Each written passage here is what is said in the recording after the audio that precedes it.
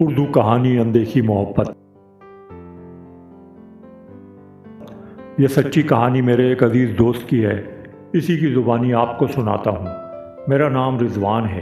یہ 5-6 سال پہلے کی بات ہے۔ میرا IT ڈپلومے کا فائنل ایئر تھا تو گھر والوں نے میری بات میری چچا ذات ماہم سے پکی کر دی۔ میرے چچا ایک کنسٹرکشن کمپنی کے مالک ہیں۔ ماہم ان کی اکلوتی بیٹی تھی، اس لیے سب لاڈ کرتے تھے۔ وقت گزرتا رہا اور مجھے ڈپلومہ کرنے کے بعد اللہ کی مہربانی سے جلد ہی ایک ملٹی نیشنل کمپنی میں جاب مل گئی اور دونوں گھرانوں میں شادی کی تیاریاں شروع ہو گئیں۔ آخر شادی کا مبارک دن بھی آ گیا اور ہم دونوں ایک مقدس رشتے میں بندھ گئے۔ ماہم رخصت ہو کر ہمارے گھر پر آ گئی۔ میں بہت خوش تھا۔ سب سے زیادہ تو جویریہ خوش نظر آ رہی تھی، کیونکہ ان دونوں کی شروع ہی سے بہت بنتی تھی اور اب تو وہ ماہم باجی سے بھابھی بن گئی تھی۔ بس ابو کی کمی بہت شدت سے محسوس ہوئی، جو 1 سال پہلے ہارٹ اٹیک کے سبب ہم سے جدا ہو گئے تھے۔ سب رسموں سے فارغ ہو کر اپنے کمرے میں آ گیا، جہاں دلہن کے روپ میں ماہم بیٹھی تھی۔ میں بیڈ پر ماہم کے پاس بیٹھا سلام کر کے گھونگھٹ اٹھایا۔ ماہم دلہن بن کر بہت پیاری لگ رہی تھی۔ منہ دکھائی کا گفٹ دیا، گھر کے بارے میں بہت سی باتیں کیں۔ شکرانے کے نوافل ادا کرنے کے بعد جب میں ماہم کے قریب گیا تو وہ بولی، میری طبیعت ٹھیک نہیں ہے، پلیز مجھے آرام کرنا ہے۔ یہ غیر متوقع جملہ سنتے ہی میرے تو سارے جذبات برف کی طرح پگھل گئے۔ خیر، طبیعت کا سن کر میں نے کہا، کیا ہوا، سر درد ہے یا بخار وغیرہ ہے تو ٹیبلٹس لاؤں، گھر میں رکھی ہوتی ہیں؟ وہ بولی، نہیں، اس کی ضرورت نہیں، آپ پریشان نہ ہوں۔ میں نے کہا، چلیں آپ سو جائیں۔ صبح امی اور جویریہ اس کے ساتھ باتوں میں لگ گئیں۔ کل ولیمے کی تیاریوں کے سلسلے میں بھاگ دوڑ میں لگے تو دن کا پتہ ہی نہ چلا۔ سارا دن ماہم کی کوئی خبر نہ لے سکا۔ رات کو کھانے سے فارغ ہو کر کمرے میں گیا تو ماہم سے خیریت پوچھی تو وہ پھر بولی، طبیعت ٹھیک نہیں ہے۔ میں نے سمجھایا بھی کہ کل ولیمہ ہے۔ بہرحال قصہ مختصر اسی طرح 22 دن گزر گئے اور میں اپنا شرعی اور قانونی حق رکھنے کے باوجود ماہم کو چھونے سے قاصر تھا۔ اس دوران میں نے کئی دفعہ کہا بھی کہ دیکھو، کوئی پرابلم ہے تو مجھے کھل کر بتاؤ۔ ہر بار کہتی، کوئی ایسی بات نہیں ہے۔ اب میری ٹینشن بڑھتی جا رہی تھی، کچھ سمجھ نہیں آ رہا تھا، آفس میں بھی دل نہیں لگ رہا تھا۔ آج باس کو بھی کسی بات پر الٹا سخت جواب دے دیا۔ کہتے ہیں نا کہ غصہ حماقت سے شروع ہو کر ندامت پر ختم ہوتا ہے۔ خیر، دوسرے دن باس سے تو میں نے اپنے رویے کی معذرت کر لی تھی۔ وہ اچھے انسان تھے، بولے، رضوان، تم آج کل کسی ٹینشن میں لگتے ہو، پہلے کبھی ایسا نہیں ہوا، ڈونٹ وری۔ اور میں نے دل میں فیصلہ کر لیا کہ آج ماہم سے فائنل بات کرتا ہوں، ورنہ میں نفسیاتی مریض بن جاؤں گا اور ایک اچھی خاصی جاب سے بھی ہاتھ دھونے پڑ جائیں گے۔ گھر میں داخل ہوا تو تینوں بیٹھی باتیں کر رہی تھیں۔ مجھے دیکھتے ہی ماہم اور جویریہ نے سلام کیا۔ جویریہ بولی، بھائی، اتنے دن شادی کو ہو گئے ہیں، بھابھی کو کہیں بھی نہیں لے کر گئے سوائے دعوتوں کے، آج باہر کھانا کھلانے ہی لے جائیں۔ میں نے کہا، تم ہی راضی کر لو، میں نے تو کئی بار کہا پر اس کا دل ہی نہیں کرتا۔ اچھا، یہ مجھ پر چھوڑیں، جویریہ بولی، پتہ نہیں کیا جادو کیا کہ ماہم راضی ہو گئی۔ میں نے کہا، امی، آپ دونوں بھی 8:30 بجے ریڈی ہو جانا، سب ساتھ چلیں گے۔ لیکن وہ بولی، بیٹا، پہلی بار جا رہے ہو، اکیلے جاؤ، ہم پھر کبھی چلیں گے۔ میں نے کہا، پھر کھانا نہیں بنانا، ہم لیتے آئیں گے۔ ٹھیک ہے، امی نے کہا۔ ماہم فرنٹ سیٹ پر میرے ساتھ خاموشی سے بیٹھی تھی۔ میں نے باتوں کا سلسلہ شروع کیا۔ کیا بات ہے ماہم، آپ مجھے اس طرح کیوں اگنور کر رہی ہیں؟ میاں بیوی کو تو نئی زندگی کے سفر کا آغاز ہنسی خوشی بھرپور پیار محبت سے کرنا چاہیے۔ اللہ نے ہمیں کتنے خوبصورت بندھن میں باندھا ہے اور ہم ایک بے رنگ زندگی گزار رہے ہیں۔ ماہم، کیا میں آپ کو پسند نہیں ہوں یا آپ کے لائق نہیں جو آپ مجھ سے دور دور ہو؟ نہیں رضوان، آپ سب بہت اچھے ہو، مجھے کسی سے کوئی شکایت نہیں، بس میری اندر سے طبیعت کچھ سیٹ نہیں ہے۔ چلو کل آپ کو ڈاکٹر کے پاس لے کر جاتا ہوں۔ نہیں، میں نے نہیں جانا، ٹھیک ہو جاؤں گی۔ چلے، ریسٹورنٹ آ گیا، بہت بھوک لگی ہے، باتیں تو گھر جا کر بھی ہو جائیں گی۔ ماہم نے بات کاٹتے ہوئے کہا۔ اندر جا کے کھانا آرڈر کیا، ساتھ کچھ باتیں بھی چلتی رہیں۔ کھانے سے فارغ ہوئے تو پارسل کھانا بھی آ گیا۔ بس پھر ہم نے گھر کا رخ کیا۔ گپ شپ کرتے رات کے 11:30 بج گئے۔ صبح آفس بھی جانا تھا، سو ہم کمرے میں آ گئے اور میں نے بے ساختہ ماہم کو اپنی باہوں میں لے لیا۔ ماہم نے اتنی تیزی سے خود کو مجھ سے الگ کیا جیسے بجلی کا کرنٹ لگا ہو۔ وہ جذباتی انداز میں مجھے خود سے دور کرنے کا کہنے لگی اور خوف زدہ ہو کر ایک طرف ہو گئی۔ اب میری برداشت جواب دینے لگی تھی۔ میں نے کہا ہم کوئی گناہ تو نہیں کر رہے، دیکھو میں بہت پیار کرتا ہوں تم سے ماہم۔ کتنا پیار کرتے ہو مجھ سے رضوان؟ ماہم بنا کسی تاخیر کے بولی۔ میں نے رومانٹک ہوتے ہوئے کہا تمہاری سوچ سے اور اپنی زندگی سے بھی زیادہ ماہم۔ پھر تم میرا ایک کام کرو گے؟ ضرور، کیوں نہیں، بتاؤ کیا کام ہے؟ میں نے جواب دیا۔ وہ بولی ایسے نہیں، پہلے حلفیہ وعدہ کرو جو تم کہو گی وہ کروں گا۔ میں حلفیہ وعدہ کرتا ہوں ماہم، جو تم کہو گی وہ میں کروں گا۔ میں نے وعدہ کر لیا۔ تو وہ بلا تاخیر بولی مجھے طلاق دے دو رضوان۔ مجھے اپنے کانوں پر یقین نہیں آیا۔ ایسا لگا کسی نے میرے سر پر آسمان گرا دیا ہو اور زمین میرے قدموں سے نکل گئی ہو۔ کافی دیر کی خاموشی کو توڑتے ہوئے ماہم بولی کیا ہوا رضوان، تم مجھے زبان دے چکے ہو، اب اپنا وعدہ پورا کرو۔ ماہم تم ہوش میں تو ہو؟ دیکھو مذاق میں بھی ایسی بات نہیں کرتے۔ میں مذاق نہیں کر رہی رضوان، آپ کی زندگی بھی اذیت میں اور میری بھی، تو بہتر ہے ہم دونوں اس اذیت بھری زندگی سے آزاد ہو جائیں۔ ماہم سسکیاں لیتے ہوئے بولی تو کیا تم مجھ سے پیار نہیں کرتی تھی؟ سوری رضوان، میں کسی اور سے پیار کرتی ہوں اور اس کے بنا مر جاؤں گی میں، وہ بولی۔ تو میری اور اپنی زندگی کو تماشا کیوں بنایا؟ کیوں کی شادی؟ منع کر دیتی اسی وقت۔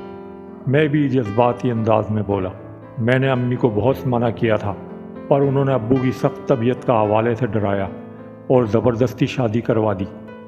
مجھ پر اعتبار کر کر ایک بار مجھے تو بتا دیتی، میں منع کر کے اپنے اوپر بدنامی لے لیتا۔ میں بول رہا تھا اور وہ منہ لٹکائے بیٹھی رو رہی تھی۔ دیکھو ماہم، سمجھداری سے کام لو، آپ کے اس فیصلے سے آپ کی اور میری فیملی کو کتنا دکھ ہوگا۔ آپ لڑکی ذات ہو، برادری کس نظر سے دیکھے گی آپ کو اندازہ نہیں ہے۔ وہ جو بھی ہے بھول جاؤ اسے، میں تمہیں ہر خوشی دوں گا، لیکن اس پر بری طرح پیار کا بھوت سوار تھا۔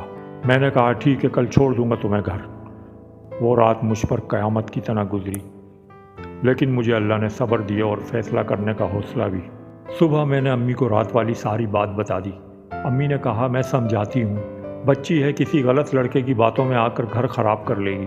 میں نے منع کیا امی، یہ اس کے بغیر مر جائے گی اور میرے ساتھ خوش نہیں رہ پائے گی۔ میں نے بہت سمجھا لیا۔ شام کو امی، میں اور ماہم چچا کے گھر گئے۔ ہم تینوں کے بجھے ہوئے چہرے دیکھ کر چچا جان بولے سب خیریت تو ہے؟ میں نے کہنا شروع کیا اور ساری تفصیل بیان کر دی، اور یہ بھی بتا دیا کہ جیسے اس گھر سے گئی تھی کنواری ابھی بھی ویسے ہی ہے۔ چچا جان نے سختی سے پوچھا بے حیا، کون ہے وہ جس کے لیے اتنی ضلالت کو گلے لگایا ہے؟ وہ بولی ایاز نام ہے اس کا۔ چچی جان نے اٹھ کر زوردار تھپڑ رسید کیا، تو نے برادری میں ناک کٹوا دی ہماری، کاش پیدا ہوتے ہی مر جاتی، یہ دن تو دیکھنے کو نہیں ملتا۔ ماہم زاروں قطار رو رہی تھی۔ چچا ہمارے سامنے ہاتھ جوڑ کر شرمندگی سے بیٹھے تھے، آنکھوں سے آنسو رواں تھے۔ چچا جان، آپ ہمارے والد کی جگہ ہیں، ہاتھ جوڑ کر شرمندہ نہ کریں۔ میں نے دونوں خاندانوں کی عزت کی خاطر اتنے دن سمجھانے میں گزارے کہ شاید سمجھ آ جائے، پر مجبوراً اس کی ضد کی خاطر طلاق جیسے عمل سے نہ چاہتے ہوئے بھی گزرنا پڑا۔ چچا جان اب اجازت دیں، ہم جاتے ہیں، اللہ حافظ۔ دن گزرتے رہے، وقت کے ساتھ صبر آتا گیا۔ میری امی اور جویریہ کو بہت دکھ ہوا کہ گھر میں آئی خوشیاں لوٹ گئی تھیں۔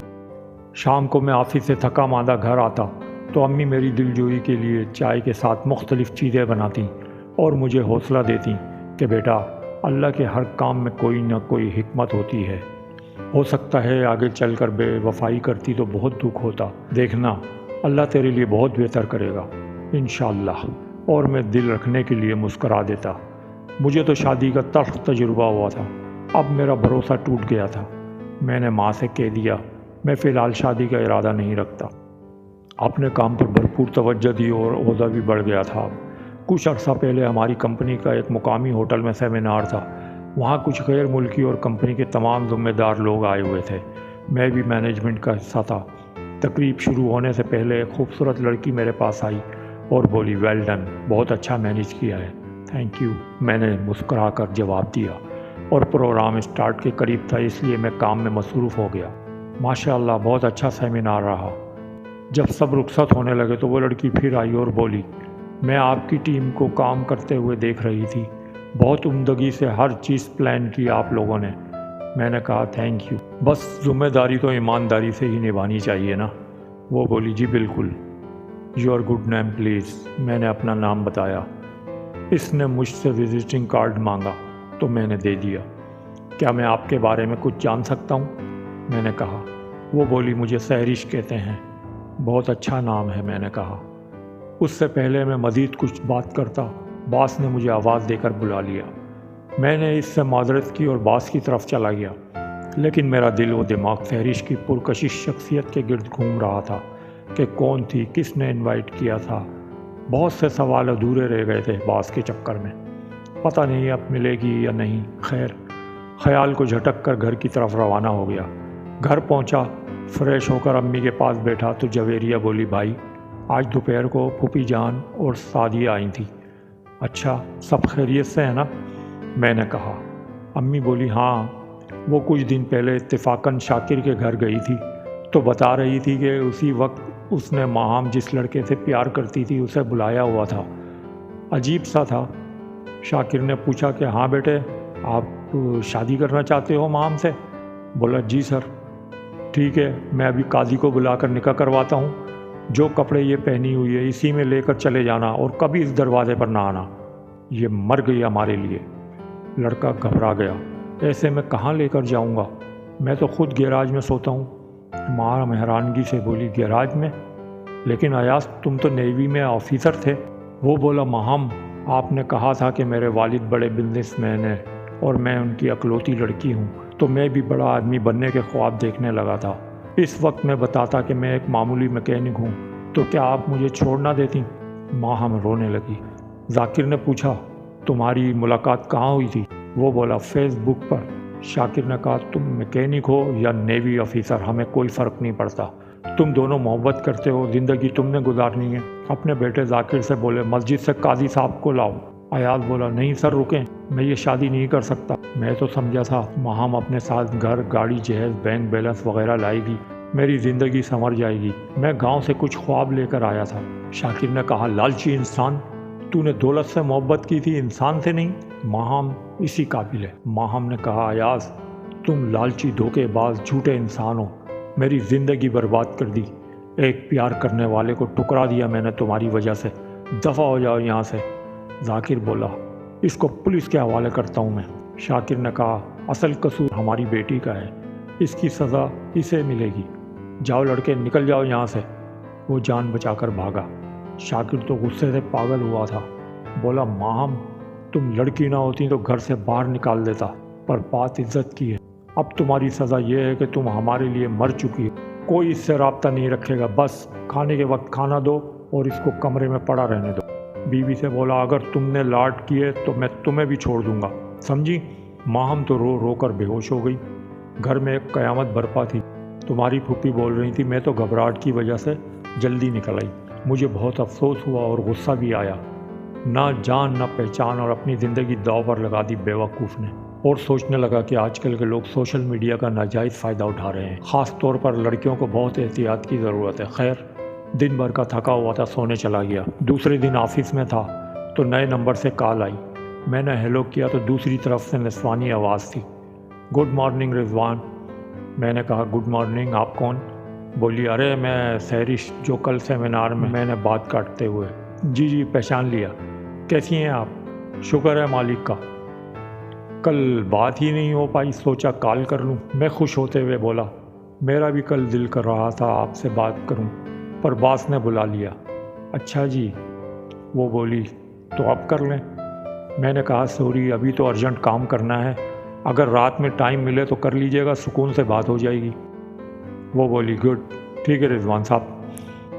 رات کو جب تفصیلی بات چیت ہوئی تو پتہ چلا کہ وہ تو ہمارے ڈپٹی جنرل مینیجر کی اکلوتی لاڈلی بیٹی ہے، جو حال ہی میں لندن سے تعلیم مکمل کر آئی ہے اور بولڈ لڑکی ہے۔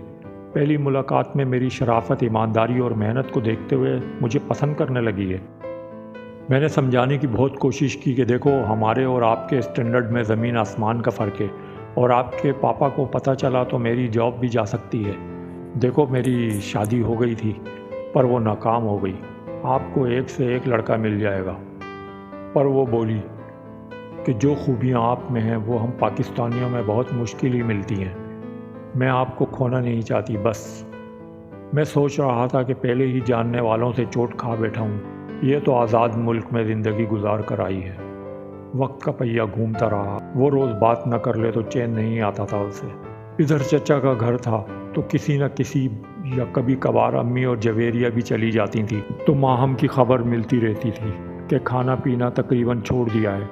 گھر والے بات تک نہیں کرتے، بس ایک کونے میں لاش کی طرح پڑی ہے، ہڈیاں نکل آئی ہیں اس کی۔ یہ سب سن کر میں نے اسے دل سے پہلے ہی معاف کر دیا تھا۔ میں نے چچا جان سے کہا بھی کہ چچا جان میں نے بھی معاف کر دیا ہے، آپ لوگ بھی معاف کر دیں۔ دیکھیں غلطیاں انسانوں ہی سے ہوتی ہیں، اتنی سزا بہت ہے۔ پر وہ اصول پرست انسان تھے، بولے بھائیوں نے اس کو سمجھانے کی بہت کوشش کی پر وہ ضدی زندگی سے بیزار ہو چکی ہے۔ میں نے اس کی طبیعت پوچھی تو وہ شاید شرمندگی سے مجھ سے نظریں نہیں ملا پا رہی تھی۔ منہ دوسری طرف کرتے ہوئے، ہاتھ جوڑتے ہوئے لاغر سی آواز میں بولی، رضوان میں آپ کا دل دکھانے کی سزا بھگت رہی ہوں، ہو سکے تو مجھے معاف کر دینا۔ میں نے یقین کرایا کہ میں نے تو معاف کر دیا ہے، تم کسی بے وفا کے لیے اپنی زندگی کو روگ نہ لگاؤ، پلیز اپنا گھر بساؤ اور خوش رہو۔ اور اس نے کوئی جواب نہ دیا۔ میں اس کی حالت دیکھ کر دکھے دل کے ساتھ چلا آیا۔ دوسرے دن آفس گیا، لنچ ٹائم پر پیون آیا اور بولا سر آپ کو ڈی جی ایم صاحب بلا رہے ہیں۔ میں نے کہا آپ چلو میں آتا ہوں۔ میں کنفیوز ہو گیا کہ آج نوکری گئی، شاید ان کو ہماری بات چیت کا پتہ چل گیا ہے۔ جو دعائیں اس وقت یاد آئیں دل میں پڑتا ہوا دھڑکتے دل سے ان کے آفس کا گیٹ کھولا، اجازت لے کر اندر داخل ہوا تو وہ کھڑے ہو کر بولے رضوان آئیں بیٹھیں۔ تھینک یو سر، میں نے کہا۔ رضوان کام کیسا جا رہا ہے؟ میرا مطلب ہے کوئی پرابلم تو نہیں ہے؟ انہوں نے پوچھا۔ میں نے جواب دیا نہیں سر، الحمدللہ سب ٹھیک چل رہا ہے۔ رضوان مجھے آپ سے کچھ بات کرنی ہے۔ جی سر حکم کریں، میں نے کہا۔ میری بیٹی سہریش آپ کے بارے میں اکثر باتیں کرتی ہے اور وہ آپ سے شادی کی خواہش مند ہے۔ سر سیمینار والے دن ان سے ملاقات ہوئی تھی، مجھے بعد میں علم ہوا کہ وہ آپ کی صاحبزادی ہیں، لیکن سر بات یہ ہے کہ ہمارے اور آپ کے اسٹینڈرڈ میں کافی فرق ہے۔ وہ باہر سے تعلیم حاصل کر کے آئی ہے، اسے ہمارے ماحول میں ایڈجسٹ ہونے میں دشواری ہوگی، اور میں نے اپنے بارے میں سب کچھ کلیئر بتا دیا ہے، کیونکہ شادی ایک اعتبار کا رشتہ ہوتا ہے، اس لیے ہر بات صاف اور سچائی پر مبنی ہونی چاہیے۔ وہ کہنے لگے پہلے میں اپنی بیٹی کے فیصلے پر فکر مند تھا، لیکن آپ سے بات کر کے مطمئن ہوں کہ اس نے ایک ایماندار اور سچے ساتھی کا انتخاب کیا ہے۔ بیٹا اسٹینڈرڈ کچھ نہیں ہوتا، اگر انسانیت ہو تو سب برابر ہیں۔ بس آپ اپنے گھر والوں کو لے کر ہمارے گھر تشریف لائیں۔ سہرش پر مغرب کا کوئی اثر نہیں پڑا، وہ گھر کے سب کام خود کرتی ہے، نماز اور دین سے قریب ہے، بس سچائی کو پسند کرتی ہے جو آپ میں اسے نظر آئی ہے۔ اپنے ساتھ لنچ کروایا اور یوں امی نے شادی کے سارے معاملات طے کیے۔ چند دن کے بعد سہرش دلہن بن کر ہمارے گھر خوشیاں لے آئی۔ مجھے وہ تمام خوشی میسر آ گئیں جو ماہم نہ دے پائی تھی۔ امی جویریہ اور میں بہت خوش تھے، سہرش نے تو سب کے دل جیت لیے تھے۔ امی کے ہاتھ سے لے لے کر سارے کام کرتی، جسے دیکھ کر امی ڈھیروں دعائیں دیتی۔ وقت گزرتے دیر نہیں لگتی، اللہ نے ہمیں چاند سا بیٹا عطا کیا تو نانا نے بیٹے کی خوشی میں سہرش کو گفٹ میں ایک نیو بنگلہ دیا۔